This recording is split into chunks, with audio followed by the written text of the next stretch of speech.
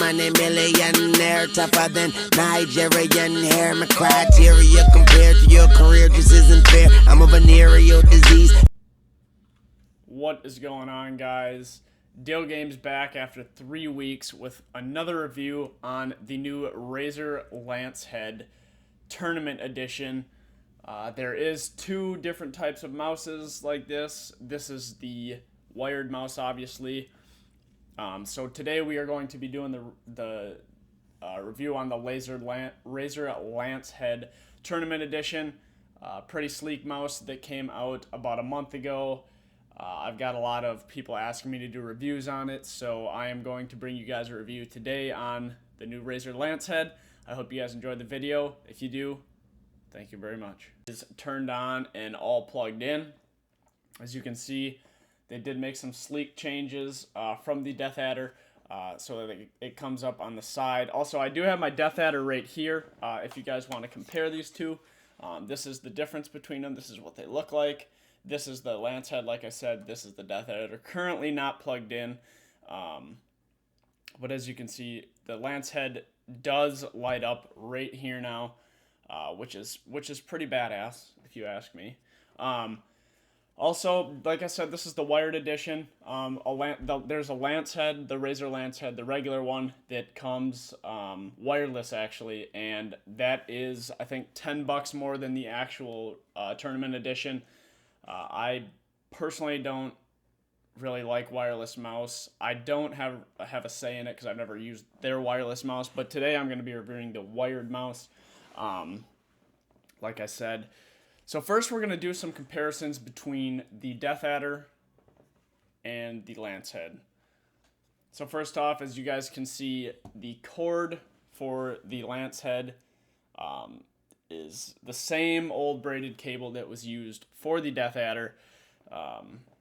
Personally, I'm not a huge fan of it because of braided cords in general, just because when you're moving the mouse, if you don't have a mouse bungee, it can get stuck on a lot of things due to the texture of the actual cord. So that preference, not a huge fan, but obviously I do like the Razer mouses, and I do use them, so can't really say anything about that.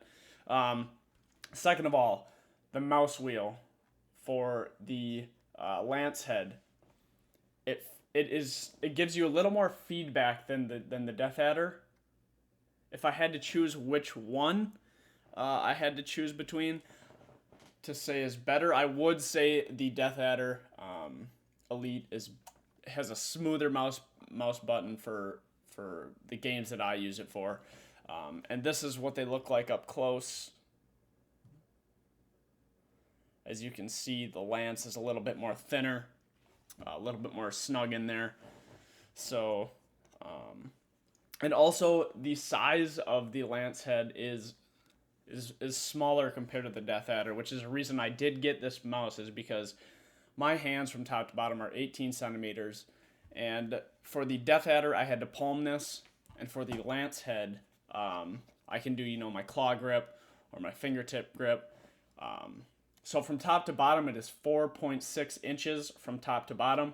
The length of it is 2.8 inches, and the height of this thing from here to here is 1.5 inches in height, compared to the Deathadder, which is, a little bit bigger, more for larger hands. I used it for the longest time, but that's just because I was used to it. Also, I was very curious about what this thing is right here. And on the Lancehead, you just have to turn that thing on in order for the Lancehead to obviously work, which doesn't make much sense because it is a corded cable. So I'm not too sure about that. Also, with the Lancehead, they have two side buttons, just like usual, just like the Deathadder, and as well they have two DPI switches, obviously higher and lower. I personally hate using that when I play games. Kind of sucks. And one thing that I am not a big fan of on any of the Razer mouses is this rubber grip that you guys can see on the Lancehead as well as on the Deathadder. Absolutely hate it. It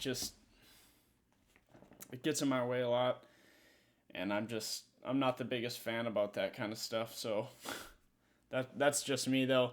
One difference that people think that there is the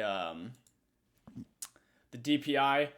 So on both of the Deathadder Elite and the Lancehead, this is 16,000 DPI, the Deathadder Elite, and the Lancehead is also 16,000 DPI. But the main difference is this Deathadder Elite uses a 4G optical sensor, and this uses a 5G optical sensor, which makes a very big difference in the sensor. So I don't know if you guys play FPS games, but I usually play Counter-Strike, Overwatch, League of Legends. Not that League of Legends is a FPS game, but I still like the mouse for very good tracking, which is absolutely huge for me.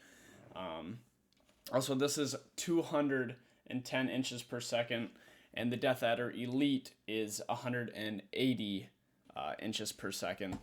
So this one is going to have much more feedback. They both do have 100 hertz, 500 hertz, and 1,000 hertz polling rate. Obviously, most people use 1,000 because that is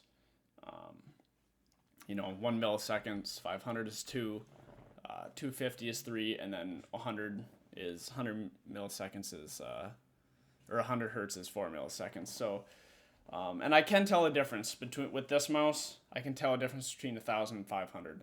If I had to be completely honest, I definitely could tell a difference. Also, this cable, I don't know if you guys care too much, is 7 feet long, so it is a pretty long cable. You can stretch it, obviously 7 feet, which is very nice. And the main difference between these two mices that is a deal breaker for some people is the Deathadder Elite is only for right-handers. Only for right-handers. The new Lancehead design is ambidextrous. So as you can see on this mouse, everything is made equal on both sides of the mouse. This side is the same. This side is the same. There's side buttons on this side buttons on this side.